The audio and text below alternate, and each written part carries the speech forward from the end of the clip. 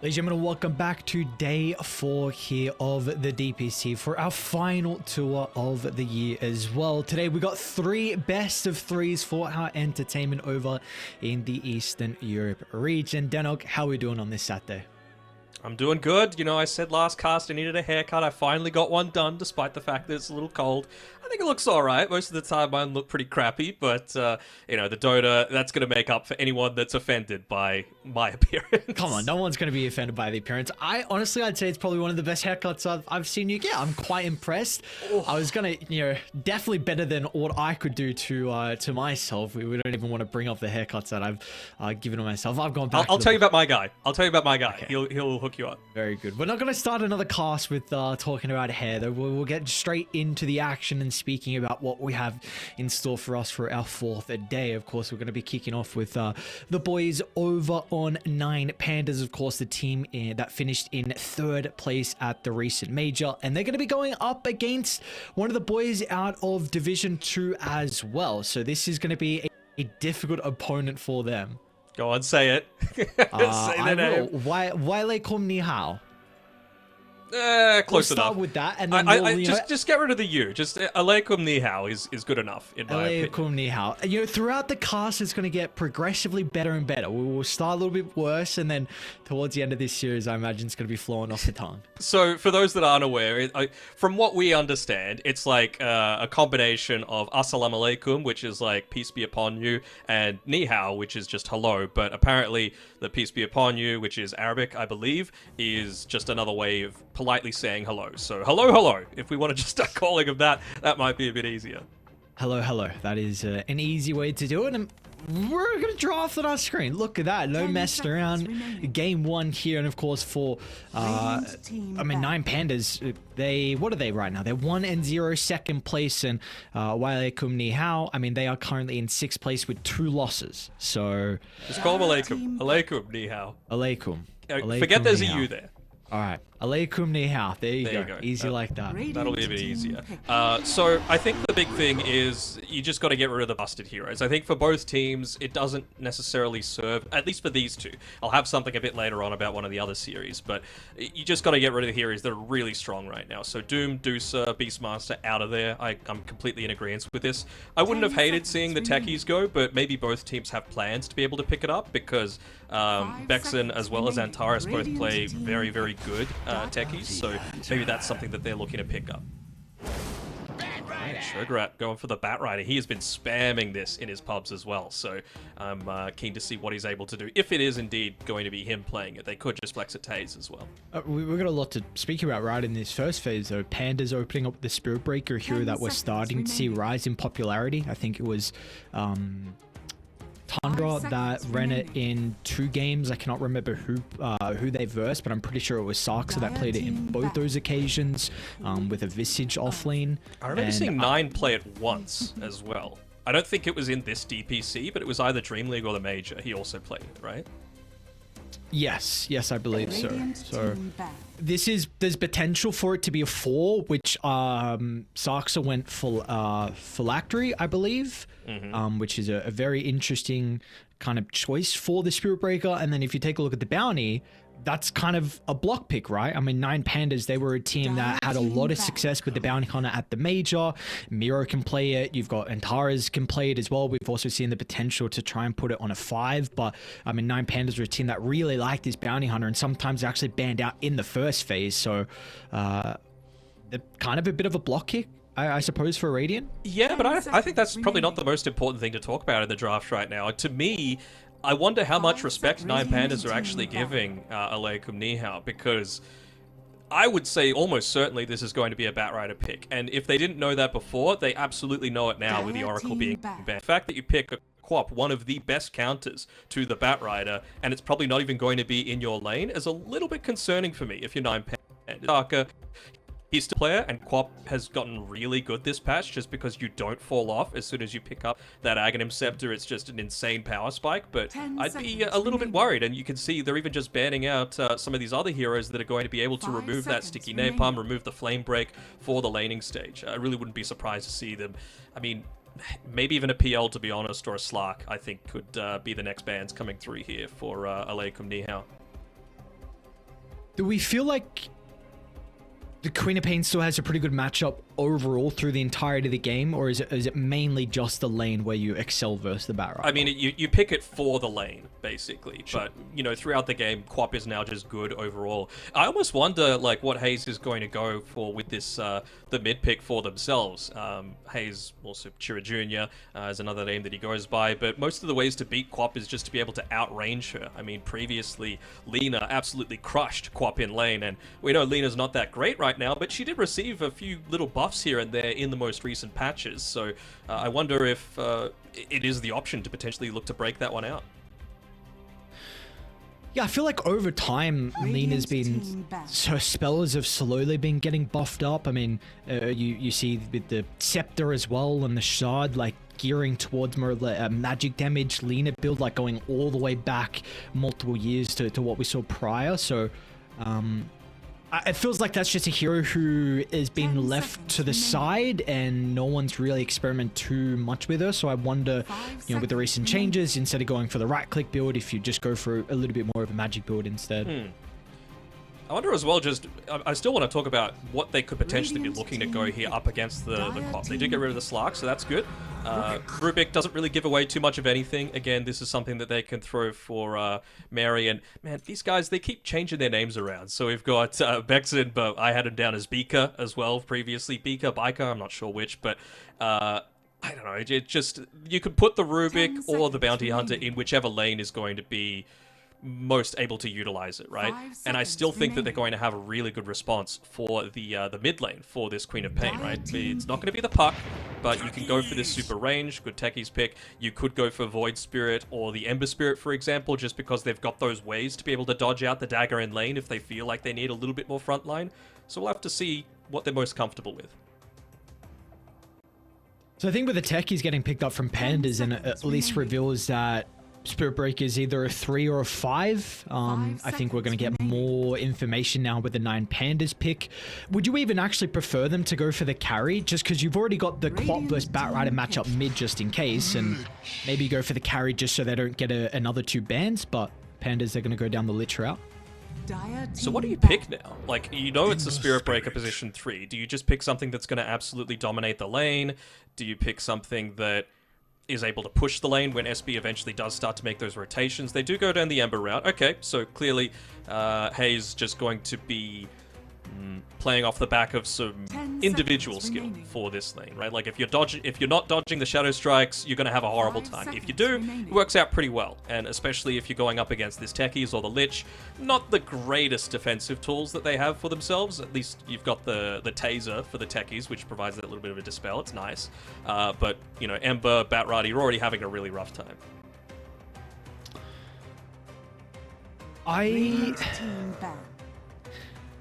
I think as the game goes on, Ember might have some difficulties into Spirit Breaker. I'm a really big fan of Spirit Breaker core into really mobile heroes, because as soon as you pick Shadow Blade, you will catch the Ember. And a lot of the time, all you need is that one stun, and there's going to be follow-up. You've got the ultimate afterwards. I mean, Techies is going to be able to leap in. He can provide a crap load of damage. Quap can also jump in and burst down the Ember, so...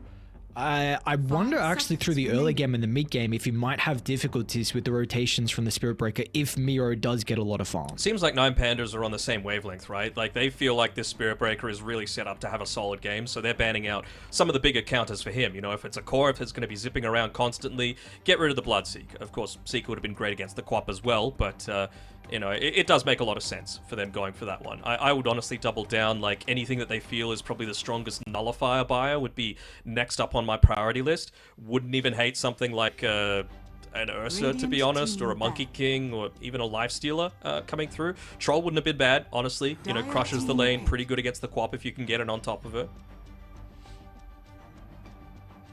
PL still available? It is. I guess not the best pairing with the Lich, but they are really trying to ban out heroes that are able to address the Batrider. No Naga, no Slark, no Jug. Any other dispelling carries that are there that I can you can think of? Lifestealer? 5 seconds remaining. It's okay. Yeah, could pick it up yourselves. Yeah, I mean it's you've got a couple of Infest Bomb carries with the Breaker and the Quap. Oh, he's got one. Chemical Rage. Still a hero.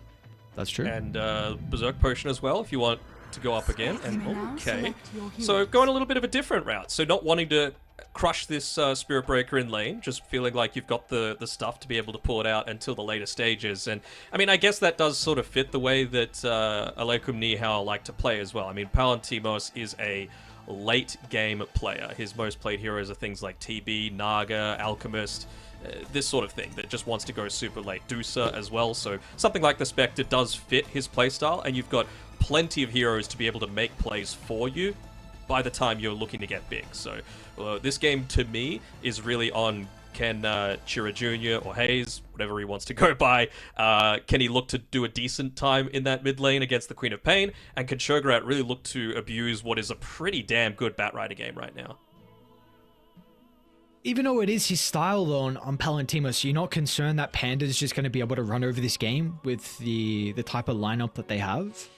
It's a little concerning. They don't have the greatest tower push though, right? It's really going to be around Antares, right? Just being able to be there with his proximity mines to be able to just lay them down and use that to get some additional burst into the tower. Are you also a little worried about like Ramsey's just coming online about 10 minutes before Palantimos does? Pretty much. I mean, I feel like you're going to have the Alchemist running at your face. You're going to have a Spectre. You're going to have a Queen of Pain up there as well. And we know what Antares can do with the techies too. So I'm a little bit concerned on if they're going to be able to match Pandas early on. But before we get into our game, let's hear a word from EEGB.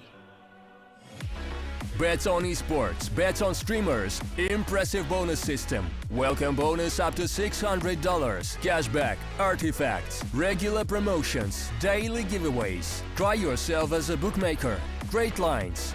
EGB.com, more than just a bookmaker. It's all Here we go. Draft set, and we are underway for our first game. And I have a bit of a battle down bottom as well, at least with the trajectory from the smoke from either side. EEUKUMNIHAO, they've been able to pop the ward down first, so at least they'll get confirmation of Pandas nearby, but Miro's already on the prowl. Gonna try and chase down Mary over to the tree line, and there's not really much that the rest of Raiding are gonna be able to do to protect the Rubik. They'd love to give first blood over to Kiyotaka, but they won't be able to be so fortunate regardless, though. Pandas strike first in our game one. They even get the D ward, they get to remove their own ward as well, place down a sentry, just multiple little bits of usages out of this, and well, they really didn't want to fight on EEUKUM, right? They've got a Spectre, they've got probably level 1 Flame Break Batrider, isn't what you're wanting. That felt like a little bit of a desperation play there to be able to try and save him. We'll be able to get a bit of a stun here onto Miro, and there's no creeps for him to be able to charge to either. Are they just gonna try and turn it around though? Ramsey's moving over with the concoction. It'll connect onto the Ember Spirit.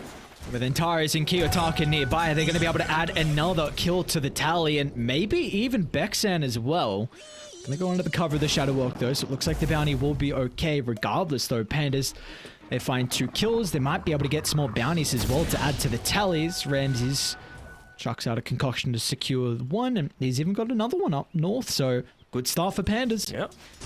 3-for-1 exchange. It doesn't feel huge, but with an Alchemist on the team, it is about 20 extra gold for him, each one that he picks up. But, I mean, there were a few times, you know me, in a lot of these fights, if you're able to quickly drop down the tango when you get gone on, it just provides you so much more sustain. But it really felt like EEUKUM didn't want to use any of that regen at all to be able to just last a little bit longer, maybe get another kill going in their favor. And well, I can understand that they want to be able to be in a decent spot once the laning stage happens, but off the back of this, top 3 net worth, I know it's only 1 minute in, it's all 9Pandas.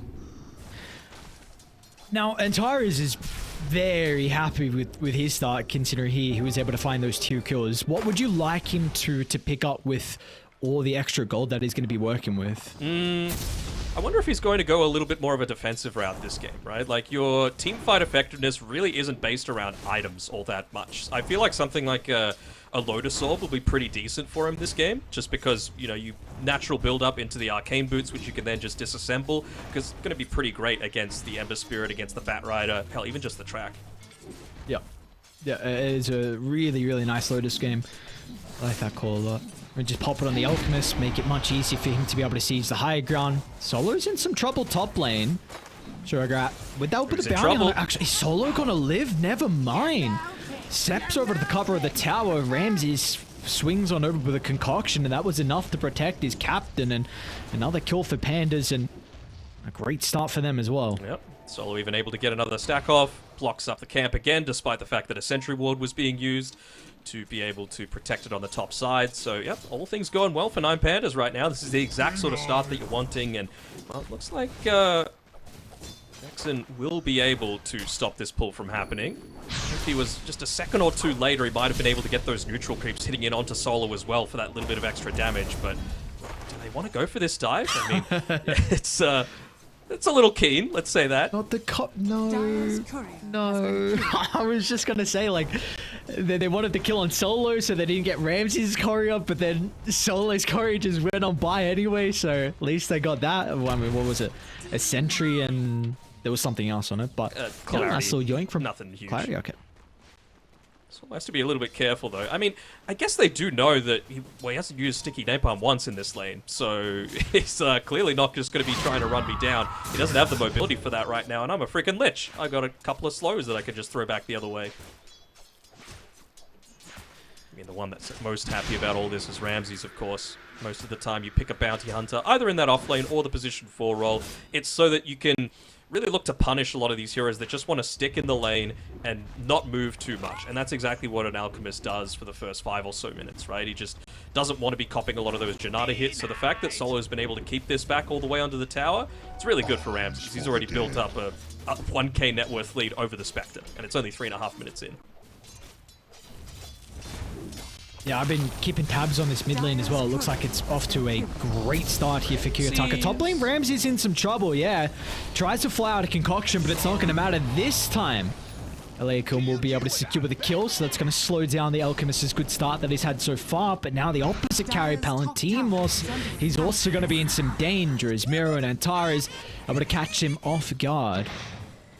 I'm not sure if Solo had to leave that lane. Maybe he just felt like this mid lane was going a little bit too well for the Ember Spirit. Kiyotaka is still a little bit ahead, but a lot of that is off the back of the early kills that they were able to get. So refills Kiyotaka's bottle, lets him pick up the water rune. He is going to miss a range creep in terms of the last hit. Still gets the XP and up to level 5, but you'd have to say that Chira Jr. is doing fairly well in this lane so far, just to be able to even keep striking distance. He's up to 3 points in the dagger now, though, for Kiyotaka. So every time you're not able to dodge it with the slight, your lane is definitely going to start to take a toll on it. In fact, Chira Jr. is going all the way back to base, so he wants a refill. Well, that's going to be a completely free wave here for Kiyotaka. Yeah, I like the Top lane? the maxing out of the dagger these days. What's going on? They're going to continue to play aggressive. Showgrap will force out the concoction. They might go back in now afterwards. They don't have the greatest resource pool, though. So EEU's top lane going to have to be a little bit cautious. Ramsey's ready to go with the concoction once again, if needed. And, well, they're going to see an opportunity with the Bex, and maybe they might even turn to Shurgrat instead. They didn't need the concoction for the bounty kill, so they've still got plenty of damage to pump into the Bat Rider. And as a result, 9Pandas able to get a double kill in this top lane. Yeah, this is going far too good. I mean, it was set up to be a really good Batrider game, but just that 0-minute fight, right, where you've got a Spectre. Spectre's offering absolutely nothing in those early stages. Bounty Hunter probably not offering that much either, up against, you know, Lich, a Techies for that blast off, an unstable concoction from Ramses. He's been the best player of this game so far. And what a hero. Alchemist being able to actually be strong in a lane. So dumb the position this hero is actually in. The nerfs do not seem to be enough. A lot of it is always about, like, that trade-off, right? You're weak early so that you're strong later. You know, Spectre's probably the best answer for that, or rather example of that. But Alchemist really doesn't feel like he has that huge weak point. Maybe ultra late, but I mean, most of the time you're closing out games. Speaking of the Spectre, jumped on a little bit down here.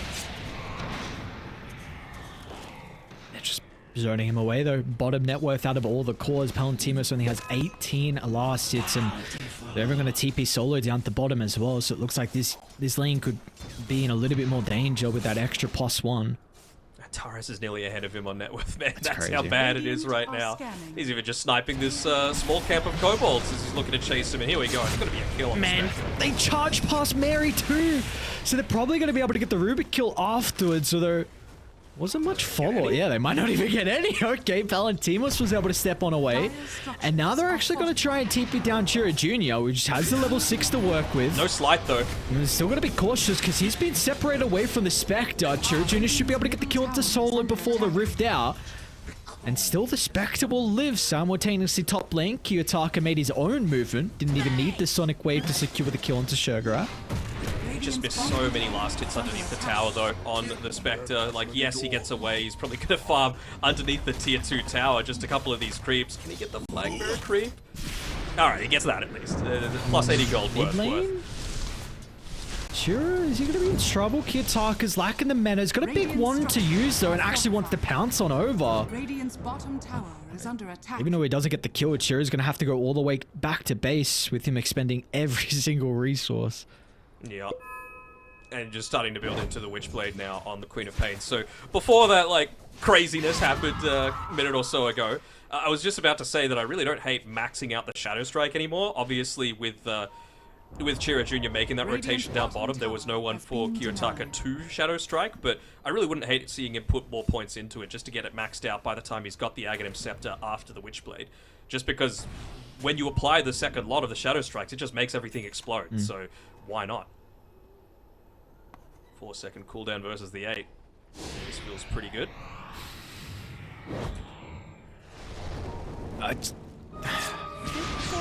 They're going to have to try and start getting some kills here from Aleikum because this Alchemist is getting out of control. Maybe in the river, it's where they can strike back, but the one stun is all they need to be able to find the follow-up burst, and both Ember and the Bounty will take a spill, and now they're not even done just yet as 9Pandas can even look for the cleanup as Mary's going to go down on the outskirts of that tier 1 tower, and this game is continuing to get out of control, and we are only 9 minutes in.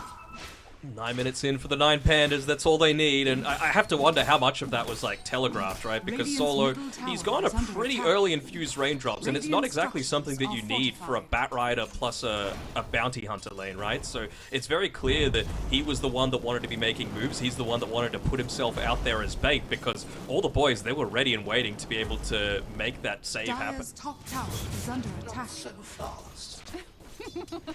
Oh, what do you... Be able to get another fill on the bottle of Kiyotaka as well. What do you even do for EEU? Like, is there even a game plan back into this game, or are they just too far behind? I'm gonna need a moment to think of that one. That's understandable, man. This is a rough position. No, like, it's... What do you even do at this stage? Because I feel like Bounty Hunter is going to be severely lacking in damage for the next little bit. Like, he's trying to give at least a little bit of vision around, but I really feel like Chira Jr. just needs to be focusing on farming, getting a few of those early-ish items. Like, he doesn't even have the phase boots. He's looking to try and rush for that Maelstrom, but I'm not sure what exactly that's going to do. Maybe he feels like he's going to need to, like, shove out lanes as a priority over killing people just to enable Spectre to farm a tiny bit more. I don't know, but it's going to be pretty rough. They're just heavily lacking in damage right now. They got the damage for Palantimos. He's pretty close to the tier 2 tower. We're going to see some TPs coming out as well from Aleikum.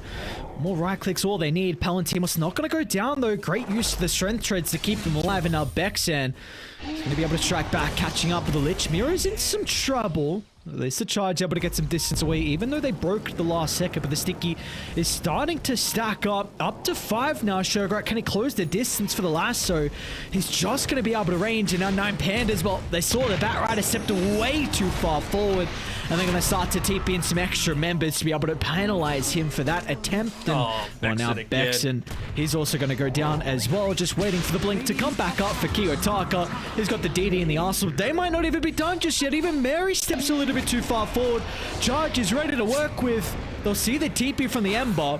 Miro's a little bit low, but of course he's got the Vanguard to work with. Charge still on cooldown, so he's not going to be able to get some separation with the chains connecting from afar. Miro's still a beefy man, and Chira, he's got no mana. So there's nothing the Ember can do against 9Pandas. Miro's actually going to go back in, just isolating the Rubik from the cause an easy kill onto Mary. Chira Jr. just has to stand on the side lane and watch their members continue to take a spill. And he might even join him in the grave. What can they do? It's a Spectre just watching. Shurgura, he's going to try and funnel into the area as well, but there is just no response. They're using the smoke just to be able to give that little bit of extra movement speed to be able to get away, and still with that high ground ward, they've got vision to get the charge in onto Shogarat. Oh, Kiyotaka, great blink timing, but Mira is back in. Mira is back in across the map. He goes to get the kill onto Palantimos, and this is the 9Pandas a lot of people are expecting in this series and just for the entirety of this third DPC as well. 11,000 net worth lead, 12 minutes in. Kiyotaka playing on a thin line. They will get a kill finally onto Antares, and that's a solid kill for Chira Jr. So honestly, a lot of experience in gold is going to go his way, but I don't know if it's going to be enough because Danog, do we bring up the Alchemist? Because Ramses is absolutely the elephant in the room or the ogre in the room, you know, whatever you want to call it, because man is nearly triple Spectre's net worth. That's far ahead he is right now. He's got the Radiance, he's got the Yasha, he's just dancing from lane to lane right now, looking to farm up an absolute storm. And I mean, Kiyotaka, he's even been able to pick up a shield rune as well, so I really wouldn't... I mean, they've been diving already, but you could just keep doing it now.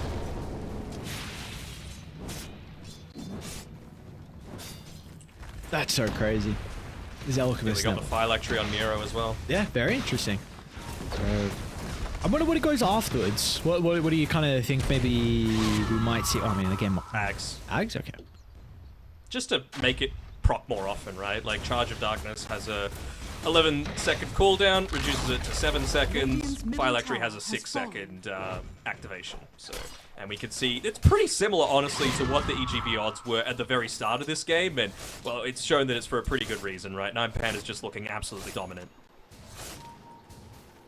I was honestly... I was floating out the potential. Are they going to call GG? Yeah, see you, Palantimos. Danog, this is their carry. This is why I wanted the Monkey King, the Ursa, any sort of hero that was able to bully this Spirit Breaker in the laning stage, because I think they had the stuff to be able to do it. But I mean, they're all Spectre dead. Is the opposite.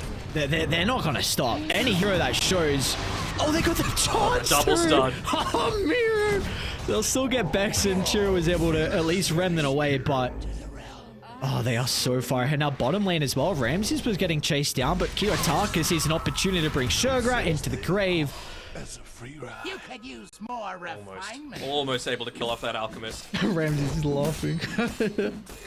As he should be, man. He's like, you think you could do that to me? Nah. Way too farmed right now.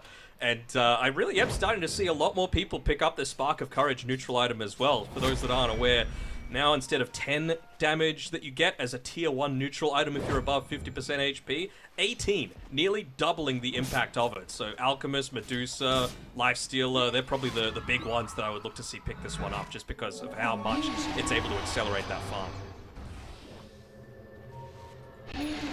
There's a... Timos. He can't even go to the lane, man, next to a tier 2 tower. Phylactery's been completed. Oh no. Oh yeah, Antares is a higher net worth than the Spectre. Yeah. Oh.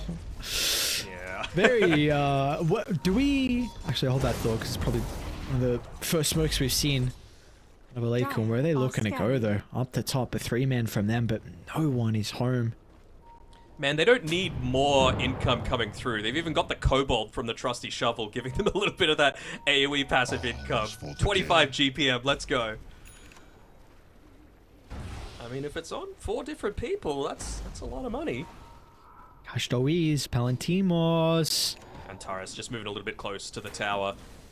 I know And where at he... nighttime, I think it got a brief glimpse of Oh, him. And no. Palantimos, my man, you are getting dived, and I think you are getting abandoned by your team. Boys? Any boys? No boys? The mid lane, that's where the attempt's going to be, but Kiyotaka is able to blink away, and they got a glimpse of Mary inside the jungle, so they're going to turn their attention over a freebie. No escape for the Rubik. Another kill for the boys on Pandas. Mary will make him work for it. He might. Oh, now Radiant's going to tick him down, and meanwhile Shogarat gets blown up as well off the other side thanks to the Sonic Wave on Kiyotaka. So I'm wondering what are they waiting for to try on UALEIKUM? You know, That like, sounds so... to well, what do you mean, like, to try. like, are they waiting for, like, let's see what a team fight happens when we've got BKB on our Ember? Like, that's all I can really think of, because They won't get there. They won't get there. They might get there on the Batrider, but Radiant's he's still bottom 900 gold tower is away. under attack.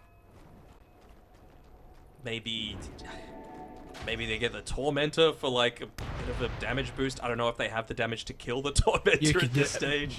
Matt, you can say this game is... Oh, I was ready to call it over before Antares died the first time. You know, like, I'm just trying to think of options. Antares, he doesn't think he's far enough ahead. He's going to Midas, man. Oh, God. So I did want to speak about the medallion on tech is... Never mind. Okay.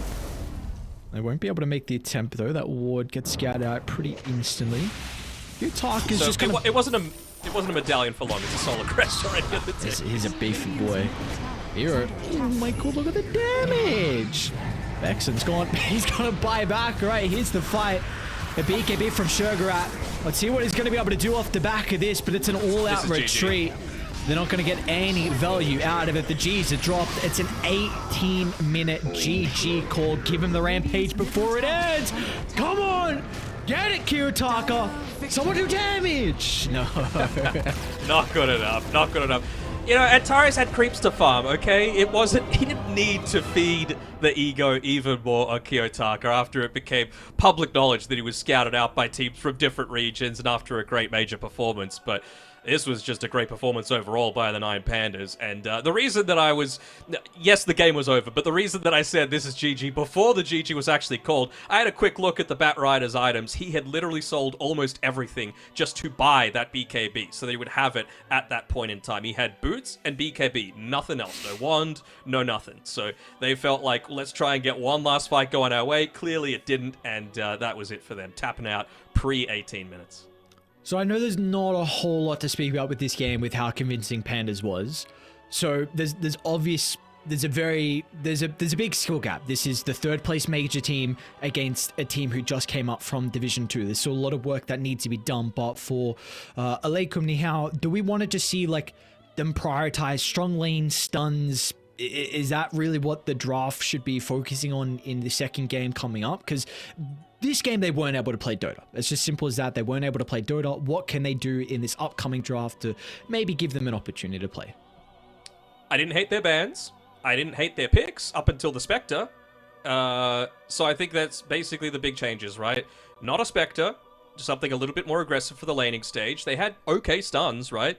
Bounty Hunter could chain stun for 3.2 seconds. You had single target. You've got roots. You've got lasso. You've got all this. They banned out the right heroes to be able to enable them. But even just that first fight, the choices that they made, the fact that they tried to go into that one with a Spectre playing with it, it forced Sugarat to use the Flame Break to try and protect the Rubik. They still ended up losing that first blood, and then the lane is pretty much over. Like, level 1 Flame Break does absolutely nothing for the lane, and it just allowed Ramses to be able to get off the chain with no issues, right? And, I mean, I thought Kiyotaka just played amazingly, as he is wanted to do. Yes, he played amazingly, and all the boys on 9Pandas played incredibly as well. So for them, a very dominant Game 1 performance. Let's see what we have in store for us after the break.